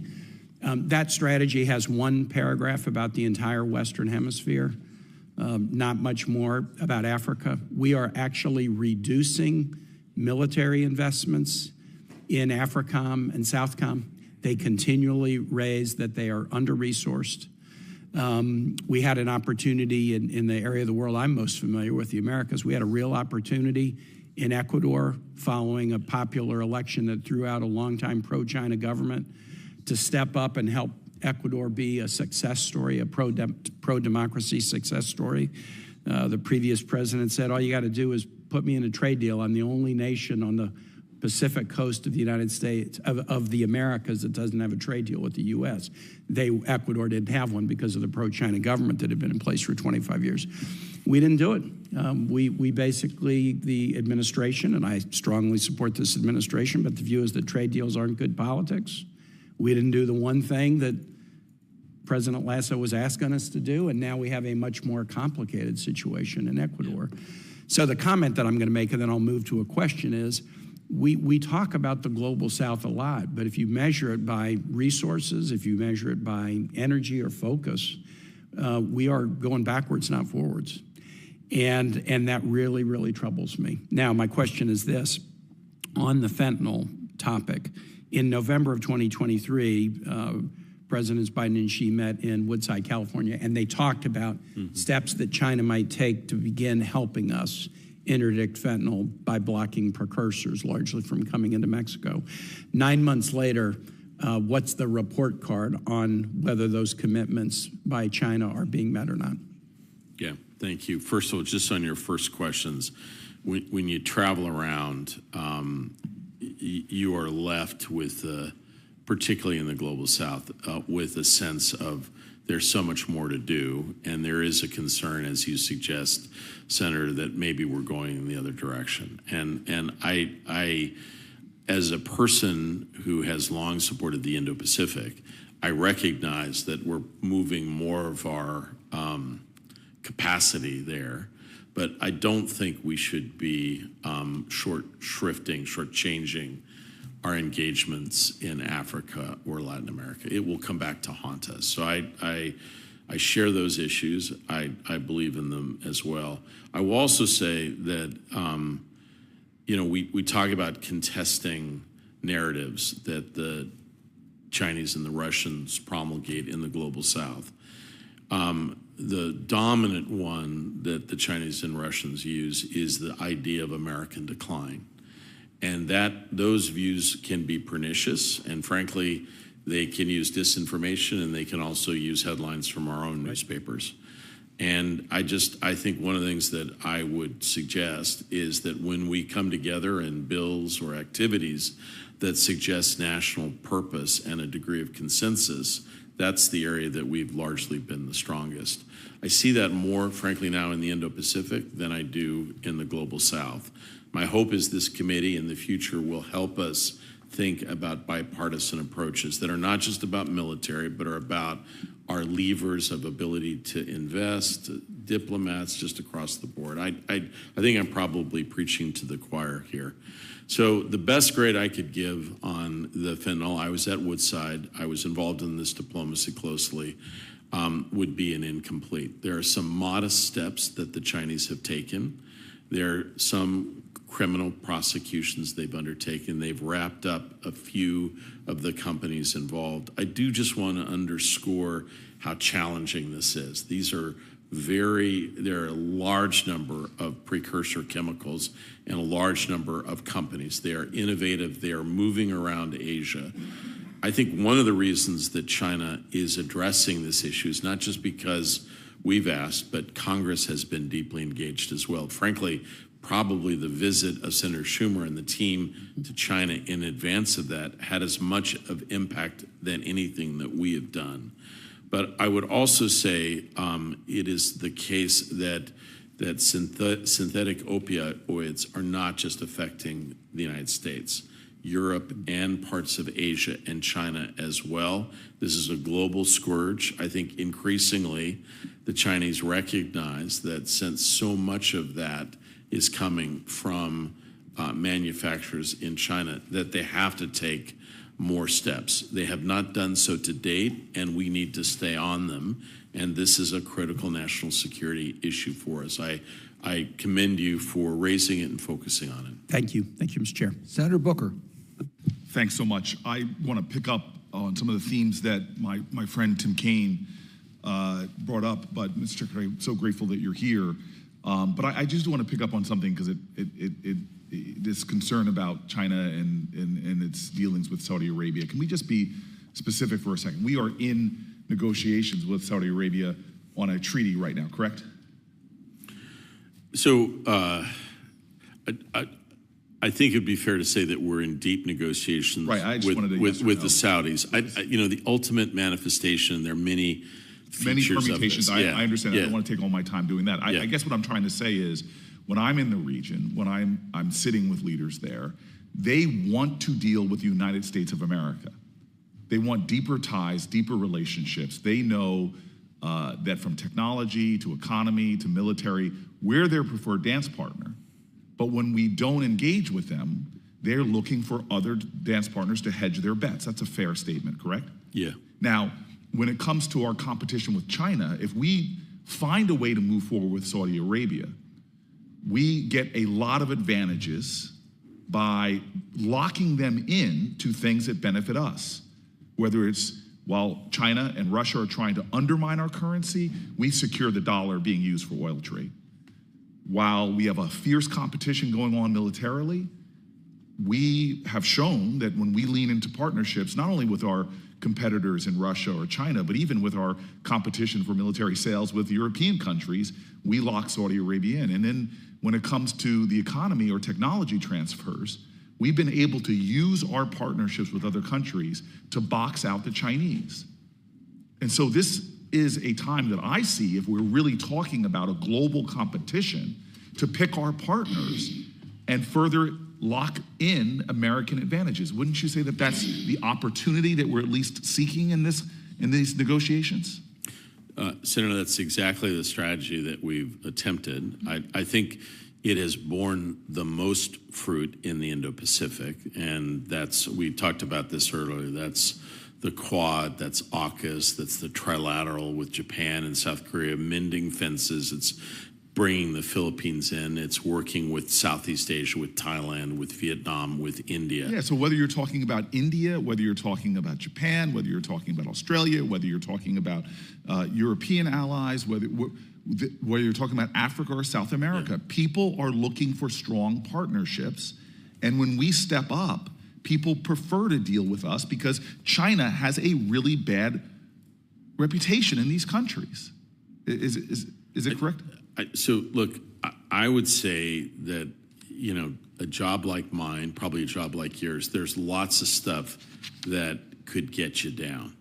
But I will tell you that the thing that has encouraged me everywhere I've gone is that the demand signal for American engagement is high. And even though they have doubts, sometimes I sometimes sense you walk into a meeting with a leader, he's trying to size up, like, you know, are these guys committed and are they going to be there? If you're able to show them that you're going to engage with sincerity and that you're not coming alone, you're working with other agencies in the U.S. government and with other partners globally that believe in the things that you are advancing, you can have a real impact on the ground. And I've seen that throughout one of the things that when in my confirmation here, you asked me, you said, Kurt, don't just do the Indo-Pacific, go to Africa. So I've been twice. I have found those countries are thirsty for a deeper American engagement. I intend to do everything I can to support that. So I do think we tend to underestimate ourselves. Our value proposition is strong, military, technologically, education, everything. And I just think our most important thing is to have confidence. And my time's running out. And okay. It's music to my ears to hear you say all that. I guess two frustrations. One, not on you, on us. I have seen the power of great ambassadors in the global South to extend the American influence, connection, opportunity. I mean, if you look at Kenya is a great example of what an ambassador can. So the fact that we have so many vacancies is, to me, stunning. It is shooting ourselves in the foot in many ways, undermining our ability to compete. It's like Stanford trying to play Notre Dame and benching 3 or 4 of its players and playing with a shorthand.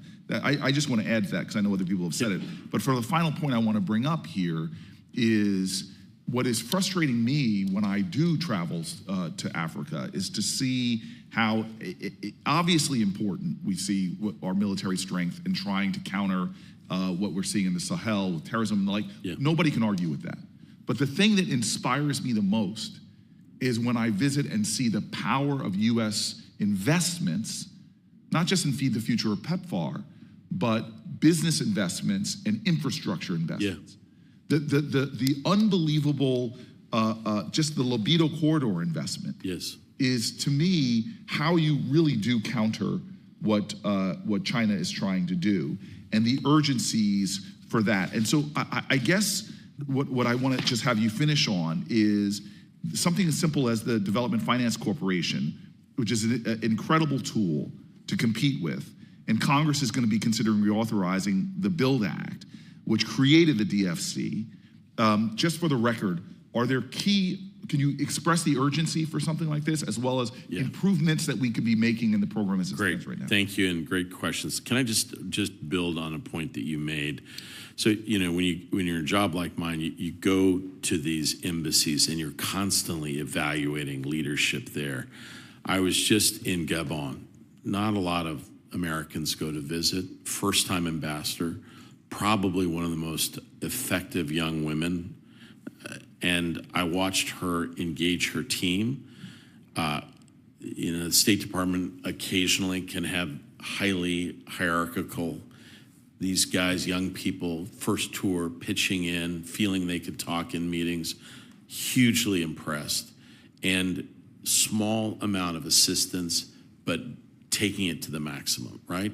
So I left there just like when you went to Kenya, incredibly, unbelievably motivated, wanting to do more and realizing that we can get that done. The DFC is an unusually effective tool. It is incredibly effective. Senator, before you came, I got to be the person to do the groundbreaking of a major DFC initiative in Senegal. It was sensational because unlike Chinese projects that they bring their own people and their own equipment. I think we're going to have to leave it at that. I'm sorry. Oh. I give 2 extra minutes, but okay. So I would completely support this. This is incredibly important. DFC, what you need to do is leverage financing. They need more leverage. like all finance institutions, 5 to 1, 6 to 1, 7 to 1. That would help. Thanks. Senator Van Hollen. Thank you, Mr. Chairman. Mr. Secretary, thank you for your service. Thank you for your strong backing for the men and women of the Foreign Service and for the entire State Department team. Appreciate all that you're doing on their behalf. And I do want to just second the remarks made by some of my colleagues, which you've underscored, which is we need all our players on the playing field. It makes no sense and undermines our interests every day that we do not have ambassadors on post at places around the world, over 20 of them where China has an ambassador, we don't. But just in general, to represent the values and interests of the United States. So it is, it's a dereliction of duty, in my view, that we're not moving these men and women through the process. You mentioned our ambassador in Gabon, and I think she's representative of the great ambassadors that we have around the world. Just to underscore a couple points that you've made and my colleagues have made. First of all, in terms of engaging our NATO and European partners and East Asian partners in support of both our efforts to defend Ukraine against Putin, but also to counter China's efforts to support Russia and Putin in the war machine, not with direct arms transfers, but supporting the military-industrial base. Thank you for your efforts to have a collective initiative with our European partners. I know we need to do more, and I know you're working on that in terms of sanctions on Chinese firms there. Finally, across the global South, you can't beat something with nothing. As you say, you know, we don't ask everybody to choose between the United States and China. We ask them to look at what we both have to offer. We have a lot to offer in terms of our open system, transparency, accountability, investment, but we are not fully engaging in terms of the economic front. DFC is a critical tool.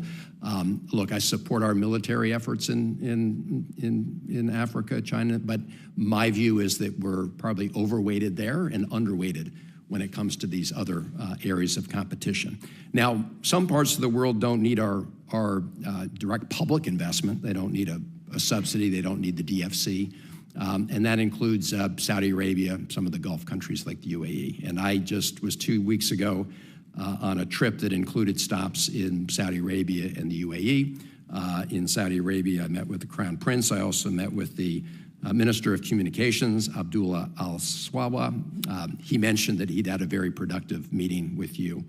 And then in the UAE, you know, lots of interest in moving forward in this partnership between G42 and Microsoft. So I want to go back a little bit to the question that Senator Murphy raised, Senator Booker really alluded to. On the one hand, we definitely want to be the players of choice when it comes to investment in high tech, right? It was very clear, both the Saudis and the folks in the UAE, they want to engage first and foremost with U.S. companies because of U.S. technological expertise. On the other hand, we do want to make sure that our partners are not, you know, transferring important technological secrets to China and others. Can you, you know, look through that lens a little bit, Saudi Arabia and UAE, and tell me how we would balance those competing interests? First of all, thank you, Senator. I agree with the value proposition. And I think in many respects, it really comes down, if I can be so direct, to the nature of the negotiation. And we need to understand that what we are putting on the table in each of these relationships is extraordinarily valuable. It is our technological prowess, which is unmatched in most of these areas in AI and the like. We are the leader, and we will continue to be, and there is a huge advantage to work more closely with an American firm. Secondly, our security engagement is stabilizing and important to a number of these countries. And so recognizing that in any set of engagements that are around the future of our relationship, we probably have the ability to be quite direct about what our expectations are and then follow through on that. And so I'm very much of the view to explore and deepen these partnerships. But yes, there has been a tendency in the past to basically seek to have it both ways in certain circumstances. When it comes to these fundamental issues that are so important to American strategic purpose, we have to be unambiguous about this. They're going to have to make some choices. I appreciate it. Thank you, Mr. Secretary. Thank you, Mr. Chairman. Senator Duckworth. Thank you, Mr. Chairman. Good morning, Hi, Deputy Senator. Secretary Campbell. It's so good to see you again. I've really appreciated that over the course of our relationship, we've been able to be quite candid with one another, Yes. particularly as I reflect on when I think the United States has missed its mark on its past engagement. So I want to ask you today to think critically about where we can improve our efforts. And I think we can look outside, outside the Indo-Pacific to make these assessments when it comes to our strategic competition with the PRC. But I also think there are cases within the Indo-Pacific. Yeah. For example, I just got back from Laos and Vietnam, where I was the first U.S. Senator to visit Laos in 15 years. And I found a country hungry for U.S. presence. And I found a country littered with debt trap infrastructure projects that they will never be able to pay back. Crumbling roads that were built with borrowed money to the tunes of billions of dollars that are not generating any revenue. And yet I saw so many opportunities. Something as simple as I went out and visited an ADB, an Asian Development Bank project, where they help local villages next to major natural resource tourist sites build a whole place where people can go swimming in these beautiful lagoons, and they get over 500 visitors a day at each of these sites. And in talking with them, they said, when we have problems with tourists in the lagoons getting into swimming trouble and they're about to drown, it's the American tourists who are pulling them up, because American tourists have lifeguard training, many of them, and first aid training. And it would be great if somebody could provide us with lifeguard training, and we would pay our young people and they wouldn't have to move to the big cities or leave the country. And something as simple as that, brainstorming with our ambassador to try to find funding for simple U.S. lifeguard training, which they would love to have. Low cost, high impact, really good projects that could happen. And so I think, in order for the United States to be seen as a credible, reliable partner and provide an alternate choice to the PRC, where we don't have a strong track record of a security relationship, we need to at least be showing up, right? Things like this lifeguard training or some of this. But I also think that there was an opportunity for capacity building in public health in particular. So can you tell us something about how the U.S. approach with partner nations in the public health space and other areas like this can build trust and enhance our presence in the region? Beyond, we rely too much on security and defense, I think. So first of all, Senator, let me just thank you. You have been a voice that has consistently asked for more engagement of the United States in ASEAN and specific countries. And I would also say I'm grateful that you raise cases of small countries like Laos and Cambodia.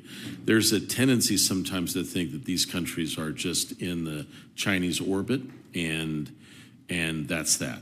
But the truth is that when we set up the first ASEAN summit, which you were a key backer of 2 years ago, when we brought all the ASEAN leaders to Washington, it was difficult to get agreement among all these nations to come. The two nations that were quietly some of the strongest voices in having that happen were Laos and Cambodia, because they too want options. They want a deeper relationship. I love the idea of lifeguards. Anything that you think we could do that, high impact, I'm all ears for. I'm going to go back to the building right now and see what's possible. I will say this, Senator, our greatest thing in Southeast Asia is that we engage ASEAN as an institution as well as individual countries. I think we've done very well in Vietnam. We've done very well in the Philippines. I think we've engaged effectively in Indonesia, but I think we could do more in a number of countries: Malaysia, Thailand, Laos and Cambodia, and I want to thank you. You in particular have pushed us to do more. I think we have a few things that we'd like to do in this arena as we approach the end of the Biden administration. So I completely accept the proposition and am always looking to do more for our friends and partners in Southeast Asia. Wonderful. I am almost out of time. I would love to be able to meet with you and talk with you a little bit about some of these initiatives. Done. Later, thank you. And also the Pacific Island countries. I'm glad that Congress finally funded and renewed the COFAS agreement. Thank goodness. You got to give yourselves a bigger pat on the back than that. Like, let's be clear. In a period of unbelievable division, one thing got through. The COFA agreement, after 20 years, a negotiation was really hard, was passed by the Senate and the House. A huge, huge achievement.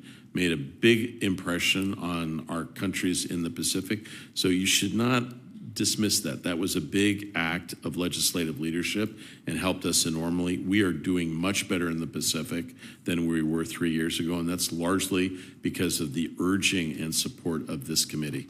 An expansion of more of our consular activities in the region would be really helpful. So you touched on it earlier. We're doing this. Senator Risch and his team have urged us. Look, the restrictions on new buildings and how to build stuff is hard and difficult. We've sought exceptions. We are actually working with other like-minded countries that we can put our diplomats at their facilities. We need to do more in the Pacific. This is like we have moral, historic, strategic reasons. We are doing more. We are better. We're working with our allies and partners. Ultimately, we've got to be able to represent ourselves. These island nations are proud. They've been with us for decades. They vote with us. We should not take them for granted. Thank you. Thank you, Mr. Chairman. Thank you. Senator Risch. Well, thank you. First of all, thanks for that recognition, and I agree. This is a huge bipartisan victory, really, for Congress, and I think probably most Americans don't have a full appreciation of how important the Pacific region is as far as our competition with China is concerned. China is incredibly active, as you know, there. So glad to have been a part of that, and we'll continue that. Two quick things. I was happy to hear your assessment of where the Europeans are as far as their view of China. It's been evolving, fortunately. I found that when I drafted the repo bill, the first fight I had was with our own administration and finally brought them along kicking and screaming. But then the Europeans pushed back really hard. I had real trouble with the Germans. But they have reversed their position on that, much to the credit of the Belgians, who came up with some really outside-the-box ideas about how to handle this. And I can't tell you how appreciative we are of that, and I've explained that to them on a number of occasions. So we need to continue to nurture that. I think we're on the right track there, and I think it's really a good thing to do. As a last point, I really appreciate your remarks about India and how they are important in our relationships. But boy, I'll tell you, that's a heavy lift sometimes. We all have that picture emblazoned in our mind of Modi hugging Putin. And that was within 24 hours of the time Putin had pulled the trigger on attacking a children's hospital in Ukraine and killing a bunch of little kids. And to see him Modi on the front page of the paper embracing Putin, man, that's a bitter pill to swallow. And I understand they're in a geographic location and have a historical connection there. But man, oh man, that's tough. They're an important actor. There's no question about it. But man, that's tough. Your thoughts? So, Senator, I'd pretty much associate myself with that. I actually believe it's probably the most important relationship for the United States to get right. Huge capacity, wonderful diaspora in the United States that connects our two great countries. I believe that the vast majority of people in India want a better relationship with the United States. They're grateful for our bipartisan attention. They like the work that we've done together in education and technology. We've supported them in intelligence and military along the line of actual control, and in the Indian Ocean. We've stepped up in a variety of areas, and I think that's important, and I do believe that we've bent India's trajectory in ways that are consequential and very much in our interests. I will also say, though, Senator, one of the hardest things to keep in mind is that India is also a great power, and it has its own beliefs, its own interests. They will never be a formal ally or partner of the United States, but it doesn't mean that we cannot have the strongest of possible relationships as allied nations on the global stage. I'm not going to, you said it effectively about Russia. I'm not going to add to that directly. I will say, I think we're likely to hear news of India engaging more directly in Ukraine. I'm grateful for that. I think India wants to play a responsible role globally, and there are very few other countries in the world that have such an appeal to the global South.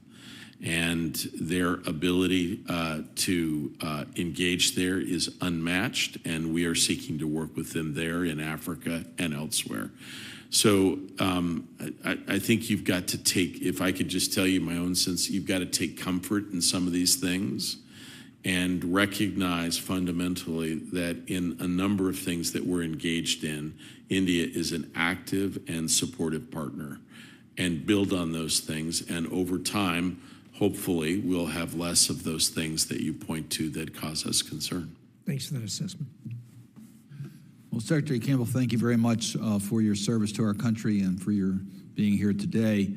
Several times you mentioned how China is portraying information which is disinformation about the United States, how they use our democratic systems and free media availabilities and comments to use it against us. It just underscores to me the importance for us to invest more in regards to communication of our values and our beliefs and our facts. Senator Coons mentioned the work of his committee in the Appropriations Committee. I strongly admire his leadership on that committee, along with Senator Graham. But the truth is, we're not investing enough. And communications is one area that we're not investing enough. We have to be active globally now in communication. It used to be a time we Radio Free Europe, that was where the whole game is. Yeah. Now we got to be communicating around the world because of misinformation, disinformation so much being given. So I would just urge you in your planning to understand that we recognize that. And we have tried to reform the model on communication, but we also need to fund it and be more nimble than we are today to respond to the challenges we have around the world with disinformation, China being one of the major purveyors of disinformation. Yeah. The committee... if I can just say, Senator, I fully accept that. And I also just want to underscore that if any member of the committee or any member of the staff needs support or needs to engage, we will get back to them immediately. And I also want to thank you both. We've worked very closely with your very strong teams, the staff, and I very much appreciate the work that they've helped us with, from AUKUS to the Pacific through issues with Taiwan. So grateful for the bipartisan efforts, and I will do everything possible to make sure that our partnership is tight. Well, your comments about supporting the career people at State Department and that we should beat up on you instead, but we didn't beat up on you very much. Yeah, I'm hopeful that'll be the next one. We'll catch up. All right, The committee record will stay open until they close of business tomorrow for questions that may be submitted for the record. We'd ask that you respond to them quickly, and with that, this committee will stand adjourned.